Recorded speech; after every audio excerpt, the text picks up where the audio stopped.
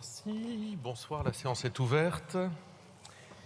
L'ordre du jour appelle la suite de la discussion après engagement de la procédure accélérée de la proposition de loi visant à accroître le financement des entreprises et l'attractivité de la France. Cet après-midi, l'Assemblée a poursuivi l'examen des articles s'arrêtant à l'amendement numéro 22 à l'article 3. Trois petites choses à vous dire avant de commencer. D'abord, mes remerciements à mon collègue Delogu qui me permet de présider dignement cette séance, et il sait pourquoi, et moi aussi. La deuxième chose, je vais être assez serré sur les temps de parole, parce que je crois qu'il y a une volonté commune de pouvoir terminer le texte ce soir. Donc, je vous fais passer le message, je vais l'être, soyez-le aussi. Et puis, moins sympathique, une pensée pour la victime ce soir, la personne qui a été, je crois, assassinée à Bordeaux, à laquelle je souhaite évidemment tous vous associer. Nous allons commencer la discussion de nos amendements. Le premier, c'est l'amendement 22, Monsieur Le Seul. Merci. Monsieur le Président. Cet amendement de mon collègue Philippe Brun vise à supprimer l'article 2. L'alinéa 2 de cet article 3. Dans cet alinéa 2, vous proposez de remplacer le taux de 20% actuellement en vigueur par 30. Et au contraire, nous souhaitons maintenir ce taux du total des actions et parts d'entreprises qui peuvent être émises chaque année via une offre publique adressée uniquement à un cercle restreint d'investisseurs au chiffre actuel, à savoir 20%. Donc c'est un amendement de suppression de l'alinéa 2, Monsieur le Président. Monsieur le rapporteur. Oui, Monsieur le Président, je vais suivre vos instructions et être un peu plus succinct dans mes explications. En l'occurrence, les amendements qui nous sont ici proposés sont des amendements de suppression du dispositif, mais appliqués à 10 alinéas. Donc, avis défavorable en cohérence avec les avis sur les amendements de suppression précédents. Madame la Ministre. Monsieur le Président, j'aurai le même avis que le rapporteur, défavorable sur le 22. Merci, pas de prise de parole. On vote. Qui est pour? Contre? Rejeté. Le 5, Monsieur Bricout. Merci, Monsieur le Président. C'est un amendement de Charles de Courson qui voudrait qu'à la fin de l'année 2, on substitue au taux de 30% le taux de 50%. Le présent amendement vise à rehausser le plafond annuel d'augmentation du capital d'une société anonyme de 20 à 50%, sans pour autant autoriser l'Assemblée générale à déléguer ce pouvoir au conseil d'administration ou au directoire. Alors cela permet de renforcer le droit des actionnaires minoritaires sans brider pour autant le développement des entreprises. Monsieur le rapporteur. Pour les mêmes raisons, défavorable. Madame la Ministre. Même avis. On vote. Il n'y a pas de demande de prise de parole. Qui est pour? Contre? Rejeté. Sur le vote de l'article 3, je suis saisi par le groupe de la France Insoumise d'une demande de scrutin public annoncée dans l'ensemble de l'Assemblée. Des amendements identiques. Le 23, Monsieur Le Seul. Oui, merci Président. J'espère que cet amendement suscitera davantage de réponses et du rapporteur et de la ministre, car nous souhaitons, à travers cet amendement, supprimer l'une des dispositions introduites par cet article qui supprime la supervision de l'État sur la cohérence du prix d'émission des titres de société cotée, supervision de l'État qui se fait par un décret et qui se fait via l'avis de l'autorité des marchés financiers. Et donc, nous souhaitons supprimer les alinéas 3 à 7. 41, Monsieur Delogu. Ah, vous n'avez pas de cravate. Mais non, vous prêtez la mienne. Monsieur le Président, j'ai respecté votre fonction, je vous ai vu sans cravate et je vous ai donné la mienne. Ce qui Par est très charité, rare. c'est votre côté. Je ne le fais pas pour votre appartenance politique, mais pour votre pour que je garde encore un peu de dignité. Voilà, la fonction de la République que je respecte énormément. Mais ce n'est pas l'amendement 41. Oui, là, moi, je vais lire l'amendement 41. Voilà. On en vient. En plus de faciliter des opérations financières qui sont au détriment des petits actionnaires, cet article propose également de permettre aux directions des entreprises de décider elles-mêmes des conditions d'émission de nouveaux titres. Cela à la place du décret sur lequel, l'AMF a été consulté. C'est formidable. On me donne quelque chose à lire. Sophia, je ne vais pas mettre le théâtre, hein. On retire à l'autorité des marchés financiers son mandat de contrôle des opérateurs d'augmentation de capital, alors que c'est précisément son rôle de veiller à la protection des investissements. On laisse les soins aux directions de décider des modalités d'émission des nouveaux titres, alors que les directions sont choisies par les plus gros actionnaires, ceux qui ont le moins à perdre dans ces opérations-là. Et tout cela sans auditionner l'AMF, bien sûr. Je note d'ailleurs que l'AMF alerte régulièrement sur les faits de sociétés cotées doivent informer correctement les investisseurs sur les conséquences d'opérations de financement qui reposent sur la dilution, je peux parler ou sur la dilution du capital. L'AMF alerte également sur la recrudescence des signalements et des réclamations émanant de particuliers ayant perdu une partie significative de leurs investissements dans des sociétés cotées ayant eu recours à ce type de financement. Ce n'est pas responsable de se priver ainsi du contrôle de l'AMF sur des opérations risquées et dangereuses. Nous proposons de maintenir ce garde-fou. Merci. Monsieur le rapporteur, sur ces deux amendements. Pour les mêmes raisons, défavorables. Madame la ministre. Non, mais je vais quand même... je me permets une réponse, Monsieur le Président, sur ces deux amendements. Un, l'Assemblée générale des actionnaires, c'est quand même le lieu de la délibération des conditions d'augmentation de capital, y compris la décote. Deuxièmement, les contraintes du droit français, et on se l'est dit depuis hier soir, fragilisent le financement des PME par rapport à ses pairs européens. J'ajoute juste un élément.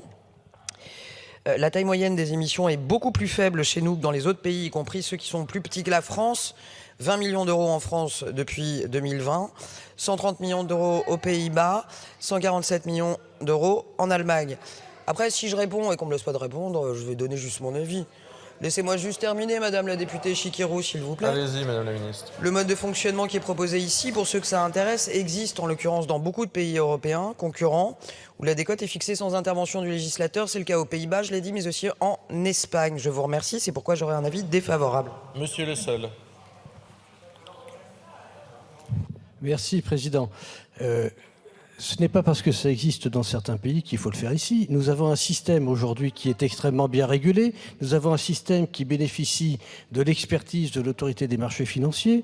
Nous n'avons même pas l'avis de cette autorité des marchés financiers puisqu'il n'y a pas eu d'étude d'impact de votre proposition de loi. Donc je considère que votre réponse n'est pas sérieuse.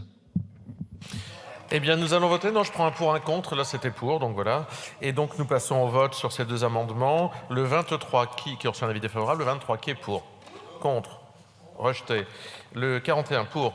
Contre? Rejeté. Le 87, monsieur le rapporteur. Rédactionnel. Madame la ministre. Favorable. On vote. Qui est pour? Contre? Adopté. Sur le... Pardon, je vous ai pas vu. Vous vouliez parler sur le 87, sur le rédactionnel?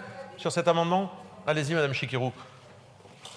Sur cet amendement. Hein. Oui, tout à fait. Sur cet amendement et sur la réponse de la ministre sur l'amendement précédent. Non. Puisqu'il y a quand même un sérieux problème à déréguler. Non.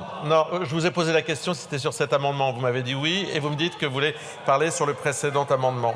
Mais je vous redonnerai la parole dans les suivants. Vous inquiétez pas, je vais vous donner la parole dans les suivants. Donc on vote le 87 pour, contre, adopté. Et puis, nous votons l'article 3 en scrutin public. Tout le monde est à son pupitre. Le scrutin est ouvert. Le scrutin est clos.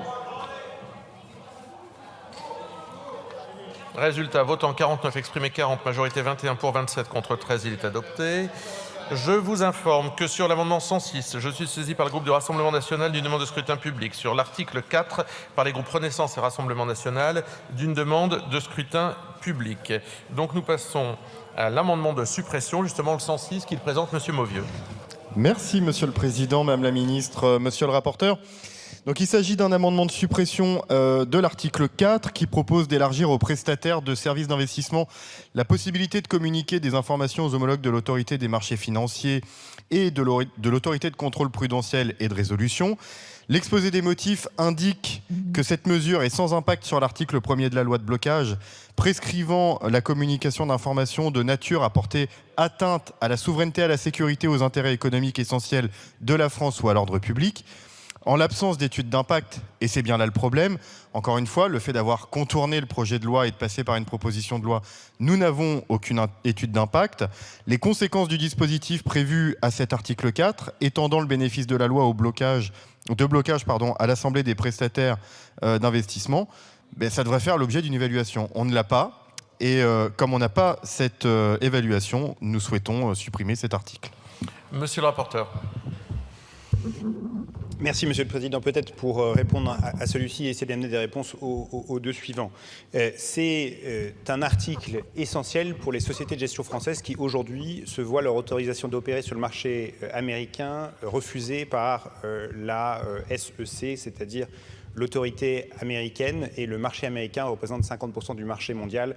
C'est vous dire l'impact que ça a sur les gestionnaires d'actifs français. Je veux ici rassurer nos collègues, il n'y a aucune information sensible qui est communiquée. La dérogation existe déjà, elle est applicable à la majorité des acteurs financiers, c'est-à-dire que pour une banque, par exemple, c'est déjà le cas. Tout ce que cette possibilité dans cet article fait, c'est qu'elle étend ce bénéfice aux gestionnaires d'actifs français qui, juste pour le rappeler, les gestionnaires d'actifs européens ont perdu 40% de parts de marché dans les dernières 10 années et qui sont pourtant essentiels au financement de l'économie. Madame la ministre. À la suite des explications données par le rapporteur et n'ayant pas d'éléments supplémentaires, j'aurai le même avis défavorable sur le 106. Madame Chikirou. Merci, Monsieur le Président. Pour le coup, nous sommes favorables à cet article. C'est le seul pour lequel nous voterons. Donc, toutefois, je note, Monsieur le rapporteur, que je suis très surprise de votre réponse parce que vous nous expliquez depuis le début que cette proposition de loi vise à favoriser l'attractivité de la place parisienne. Et dans votre argumentation pour vous opposer à cet amendement du collègue Tanguy, vous dites que c'est parce que les sociétés françaises ne peuvent pas aller se coter sur des sociétés américaines, sur des marchés américains, parce qu'elles ne fournissent pas les informations confidentielles. Donc, je trouve que dans votre argumentation, il y a un point faible et que je retrouve, et je fais écho à l'argumentation de la ministre tout à l'heure concernant l'autorité des marchés financiers, l'autorité des marchés financiers, c'est l'autorité de régulation et de contrôle du marché de la place parisienne. Elle est crainte et elle est respectée. C'est d'ailleurs ce qui fait sa crédibilité à la place parisienne et même son attractivité en quelque sorte.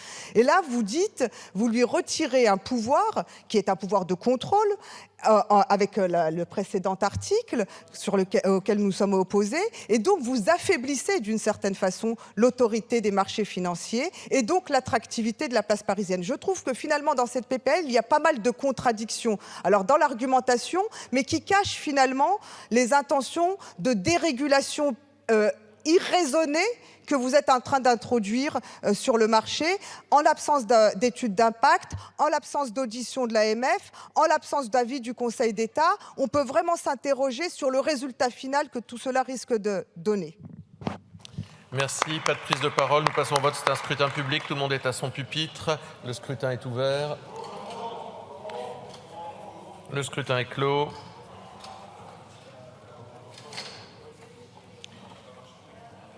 Votant 54, exprimé 53, majorité 27, pour 12, contre 41, il n'est pas adopté. L'amendement 125, qu'il présente au groupe RN.